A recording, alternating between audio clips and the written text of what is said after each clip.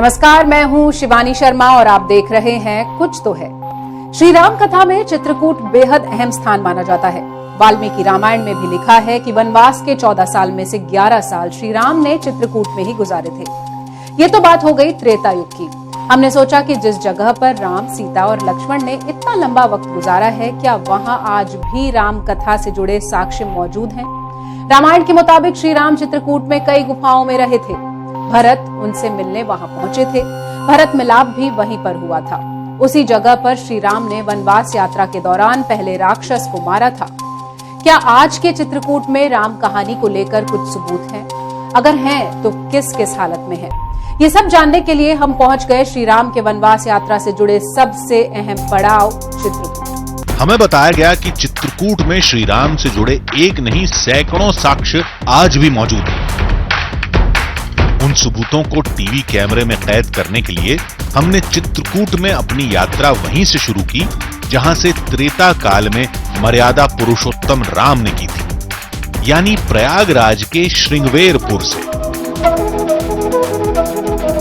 रामायण के मुताबिक अयोध्या से चलकर श्री राम प्रयागराज के श्रृंगवेरपुर के इसी तट पर पहुंचे थे। रामायण में लिखा है कि श्रृंगवेरपुर के घाट पर ही श्री राम की मुलाकात केवट से हुई। बाद में केवट ने अपनी नाव से राम, सीता और लक्ष्मण को चित्रकूट पहुंचाया था। श्रृंगवेरपुर से हम चित्रकूट के लिए निकल पड़े, जहां राम से जुड़ी हैरतअंगेज निशानियों के मौजूद होने की बात कही जाती है। लेकिन चित्रकूट से पहले पड़ता है राजापुर, यानी रामचरितमानस के रचयिता तुलसीदास की जन्मस्थली। यहाँ पर एक ऐसा साक्ष्य मौजूद है जिसे देखे बिना चित्रकूट की यात्रा पूरी नहीं होती। कुछ ही देर में सैकड़ों साल पहले लिखी रामचरितमानस की पांडुलिपि हमारे सामने होगी, जिसे पुरातत्व विभाग की मदद से सुरक्षित रखा गया है। यही वो रामचरितमानस है जिसे 16वीं सदी में तुलसीदास ने अपने हाथों से लिखा था। इसे अवधी में लिखा गया था। इतने साल बाद भी इसके एक एक अक्षर को पढ़ा जा सकता है। हम सोचते थे कि रामचरितमानस किसी भोजपत्र पर लिखा गया होगा, लेकिन ये तो कागज था। कागज का आविष्कार विश्व में चाइना ने 13वीं शताब्दी में किया है। भारत में 14वीं में आया है। हाथ से घोट के लुगदी बना के कागज बनाते थे। तुलसीदास जी महाराज जी 1631 चैत्र सुदी 9वीं दिन मंगलवार को अयोध्या से लिखना शुरू किया है। कागज बनने के 400 वर्ष बाद अकबर पीरियड में लिखा गया है। और बाबा ने मानस पे खुद लिखा है कि मैं कागज पर लिख रहा हूं। बालकांड दोहा नंबर 9 की अंतिम चौपाई है, कबित विवेक एक नहीं मोरे, सत्य कहूं लिख कागज कोरे। मैं कोरे कागज पर लिख रहा हूं। रामचरितमानस में राम कथा को पढ़ने के बाद हम उन्हीं कथाओं से जुड़ी निशानियों की तलाश में चित्रकूट पहुंच गए। चित्रकूट मतलब मंदाकिनी नदी, मंदाकिनी नदी मतलब रामघाट, और रामघाट का मतलब चित्रकूट में राम कथा का सबसे बड़ा केंद्र। रामघाट के पास ही है श्री कामदगिरि पर्वत। बताया जाता है कि राम, सीता और लक्ष्मण ने चित्रकूट में सबसे ज्यादा वक्त कामदगिरि पर्वत पर ही बिताया था। आज पर्वत की जगह भले ही मंदिर ने ले ली है, लेकिन इससे आस्था में कोई फर्क नहीं पड़ा। कामदगिरि परिक्रमा में पहली निशानी थी रामशैया। कहते हैं इसी जगह पर श्री राम और सीता आराम किया करते थे, जिससे जुड़े निशान इन शिलाओं पर मौजूद हैं। ये जगह राम के मर्यादा पुरुषोत्तम रूप से जुड़ी है। कहते हैं वनवास के समय राम और सीता इसी जगह पर शयन करते थे, और लक्ष्मण करीब की एक पहाड़ी पर दोनों की रक्षा में हमेशा तैनात रहते थे। रामशैया के बाद हमारी अगली मंजिल थी लक्ष्मण पहाड़ी, यानी चित्रकूट की एकमात्र जगह जो केवल लक्ष्मण के साथ जुड़ी हुई है। लक्ष्मण पहाड़ी काफी ऊंचाई पर है, जहां जाने के लिए रोपवे की मदद लेनी पड़ती है।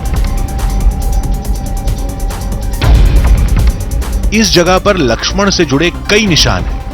वक्त के साथ यहाँ काफी बदलाव आया होगा, निर्माण भी हुए होंगे, लेकिन कहते हैं ये जगह त्रेता युग की ही है। लक्ष्मण पहाड़ी से लौटते वक्त और शाम के वक्त रामघाट पर श्री राम की भक्ति धारा बहने लगी। घाट पर आरती शुरू हो चुकी थी। रामायण में भरत मिलाप को लेकर बेहद मार्मिक वर्णन किया गया है। कहते हैं चित्रकूट में उस श्री राम कथा से जुड़ा एक बहुत बड़ा साक्ष्य है, जिसकी मिसाल आज कलयुग में भी दी जाती है।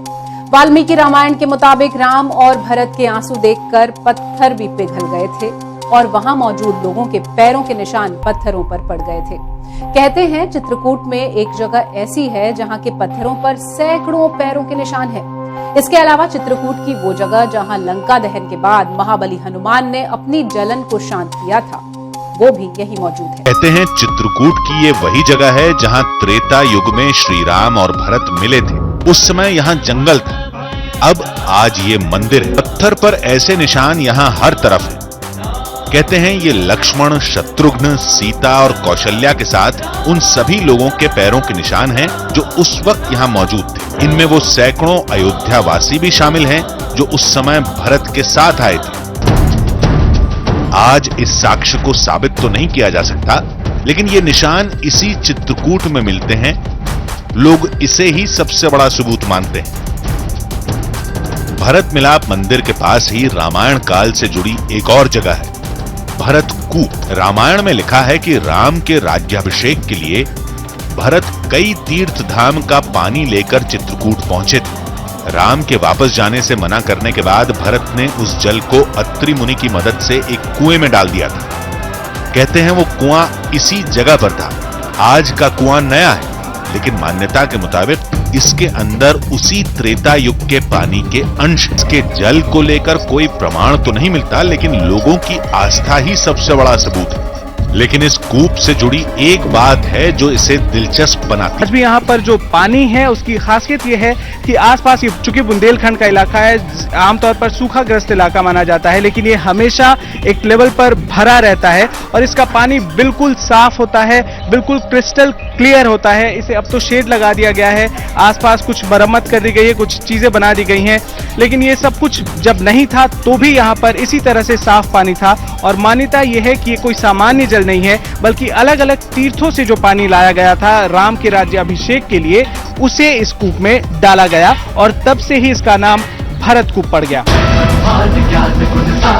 अब जिस चित्रकूट में राम ने एक लंबा वक्त बिताया हो, वहां भला हनुमान की कहानी कैसे नहीं होती। अब हमारी मंजिल थी चित्रकूट की सबसे ऊंची जगह, जो जुड़ी है श्री राम के परम भक्त महाबली हनुमान से। मान्यता के मुताबिक ये हनुमान धारा लंका से अयोध्या लौटते वक्त कुछ समय के लिए श्री राम का ठिकाना बनी थी और इसी जगह पर हनुमान जी की जलन शांत हुई थी, जो उन्हें लंका दहन के बाद से लगातार परेशान कर रही थी। उस कहानी को आज भी यहां आने वाले भक्तों को आस्था के साथ सुनाया जाता है। कहते हैं हनुमान धारा में बहने वाला जल गंगा नदी का है। इतनी ऊंचाई पर और वो भी इस जगह, गंगा नदी नहीं बह सकती। लेकिन ये पानी कहां से आता है, कहां जाता है, कोई नहीं जानता और इस बात को लोग चमत्कार से जोड़कर देखते हैं। हनुमान धारा के पास ही सीता रसोई है, जिसके बारे में कहा जाता है कि यहां कभी माता जानकी श्री राम के लिए खाना बनाया करती थी। आज इस जगह पर प्रतीक के तौर पर एक रसोई घर बनाया गया है। चित्रकूट के आगे दंडकारण्य का जंगल शुरू हो जाता है, जहां राम और राक्षसों में कई भयंकर युद्ध हुए थे, जहां राम ने खरदूषण का वध किया। लेकिन ये बहुत कम लोग ही जानते हैं कि वनवास के दौरान राम का राक्षसों से पहला युद्ध चित्रकूट में हुआ था।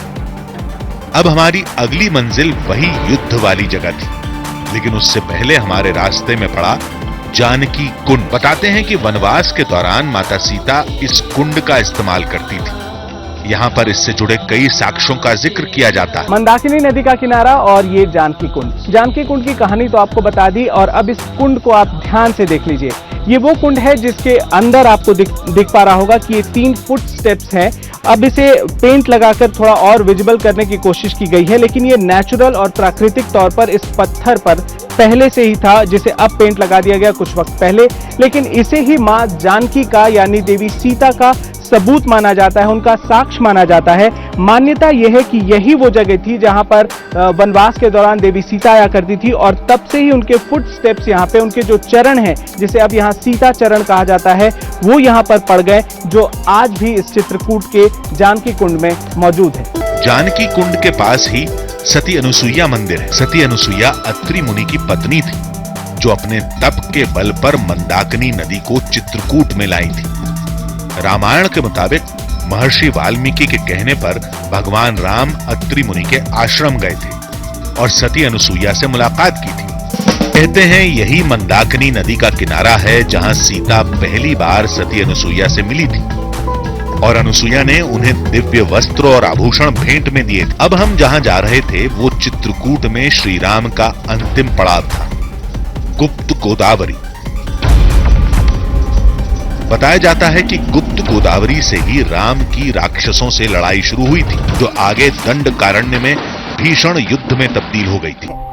जिस तरह से अयोध्या में हनुमान गढ़ी है, उसी तरह से चित्रकूट में यह हनुमान धारा मंदिर है।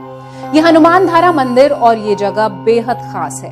साथ ही यहाँ सीताराम के वनवास जाते समय यहाँ बिताए समय की कुछ निशानियां भी मौजूद हैं। यही नहीं, चित्रकूट इसीलिए भी खास है क्योंकि यहाँ वो निशानियां भी दिखाई देती हैं जो वनवास और रामायण काल। कहते हैं यहाँ 2 गुफाओं में रामायण से जुड़े कई रहस्य छुपे हैं, जिन्हें देखने और समझने के लिए काफी तादाद में लोग आते हैं।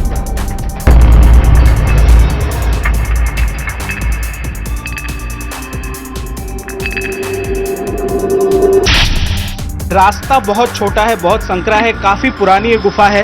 अब फाइनली हम इसके अंदर आ गए हैं और यहाँ पे कहा यह जाता है कि भगवान राम के वनवास शुरू होने से पहले की ये गुफा है, काफी पुरानी गुफा है और भी कई गोपनीय चीज है इस गुफा के बारे में जो अब तक हम नहीं जानते हैं। तो अब इस रास्ते से प्रवेश करने के बाद हम अंदर चलते हैं और देखते हैं यहाँ पर क्या। गुफा पूरी तरह प्राकृतिक थी, इसे बनाना इंसानों के बस की बात नहीं। कहते हैं भगवान राम के लिए खुद विश्वकर्मा ने इस जगह को तैयार किया था।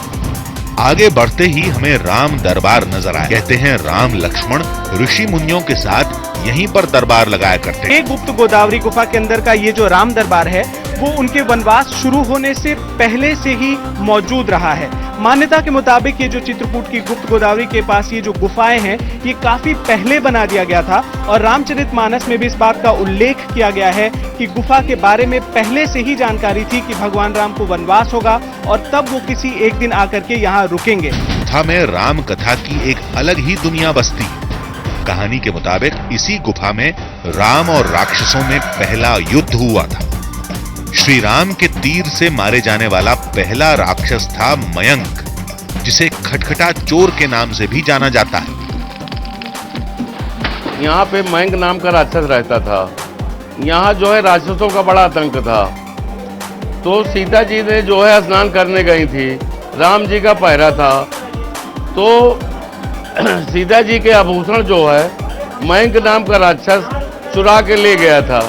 तो राम जी ने एक बाण को मारा था तो राक्षसों का वध हो गया था।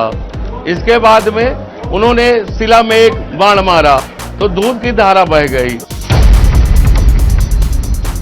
इस काले पत्थर को मयंक राक्षस का प्रतीक माना जाता है। पूरी गुफा में इसी जगह पर पत्थर का रंग काला क्यों, इस पर किसी को भी हैरत हो सकती है। दावे के मुताबिक यहां बहने वाला पानी गोदावरी नदी का है, जबकि असल में गोदावरी नदी चित्रकूट से सैकड़ों किलोमीटर दूर नासिक में बहती है। इसकी भी कहानी बेहद दिलचस्प है। ये माता गोदावरी सीता जी की नरियल पक्ष की सहेली थी। भगवान राम जी के दर्शन करने के लिए व्याकुल हो चुकी थी। जब उनको नासिक पंचवटी को मालूम चला कि भगवान राम जी चित्रकूट में वास कर रहे हैं 14 साल के वनवास काल में, उनके दर्शन करने के लिए व्याकुल हो गई थी। अपने माता पिता से बिन बताए आई और प्रकट हुई। भगवान राम जी के चरण धुली, बोली प्रभु मैं नदी और नाले के रूप में नहीं बनना चाहती हूँ, अपने धाम को गुप्त होकर जाना चाहती हूँ। ये पानी थोड़ा आगे तक जाता है, उसके बाद ये विलुप्त हो जाता है, किसी को मलमा नहीं चलता पानी कहाँ गया। इसीलिए इस जगह का नाम पड़ गया गुप्त गोदावरी। ये अद्भुत गुफा, यहाँ बहती गुप्त गोदावरी नदी और यहाँ से जुड़ी राम कथा, ये सब इस एक जगह से ही क्यों जुड़े हैं? कुछ लोग इसे संयोग मानते हैं और कुछ लोगों के लिए ये रामायण का सबसे बड़ा साक्ष्य है। कुछ और आगे बढ़ते ही गुफा में पानी का लेवल बढ़ने लगा। शुरुआत में पानी टखने तक था, जो आगे बढ़ते बढ़ते घुटने तक पहुंच गया। आगे गुफा तंग होती जा रही थी। जैसे जैसे हम लोग इस गुफा के अंदर, जो गुप्त गोदावरी गुफा के अंदर आते जा रहे हैं, ये काफ़ी संकरा होता जा रहा है। काफ़ी छोटी सी जगह है, जबकि पानी बढ़ता जा रहा है, जो वाटर लेवल है वो बढ़ता जा रहा है। माना यही जाता है कि यहाँ पे गोदावरी जो उद्गम स्थल है दूसरी गुफा में, उसके बाद वो पूरे रूप में आ जाती है और ये गोदावरी का जल है, गोदावरी का पानी है जो इस गुफा में है। बड़ी संख्या में जो श्रद्धालु यहाँ पर आते हैं, उनका यही मानना है कि ये वो जगह थी जहाँ पे गोदावरी नदी बहती हुई है और यहीं पर राम और लक्ष्मण का कुंड है, जहाँ वो पहुंचा करते थे जब वनवास के दौरान राम और लक्ष्मण यहीं पर अपने कुंड में स्नान किया करते थे। गुफा में आगे राम कुंड और लक्ष्मण कुंड भी हैं, लेकिन यहाँ तक आते आते गुफा इतनी तंग हो जाती है कि लोगों को यहाँ से बाहर जाना पड़ता है। श्री राम से जुड़ी निशानियों की तलाश में चित्रकूट एक अहम पड़ाव है। चित्रकूट में राम से जुड़ी इतनी कहानियां हैं, इतनी निशानियां हैं कि यहां पहुंचते ही रामायण काल में होने का एहसास होने लगता है। और जब तक मंदाकिनी नदी में पानी बहता रहेगा, ये निशानियां रहेंगी, तब तक राम घाट पर श्री राम कथा गूंजती रहेगी। ऐसी जगहों पर इस तरह की कहानियां अक्सर सुनने को मिल जाती हैं। वैसे भी इस दावे की पड़ताल नहीं की जा सकती, क्योंकि इन निशानियों से जुड़ी हुई है करोड़ों लोगों की आस्था। आपसे फिर मिलेंगे रहस्य की एक और दास्तान के साथ। तब तक के लिए दीजिए पूरी टीम को इजाजत।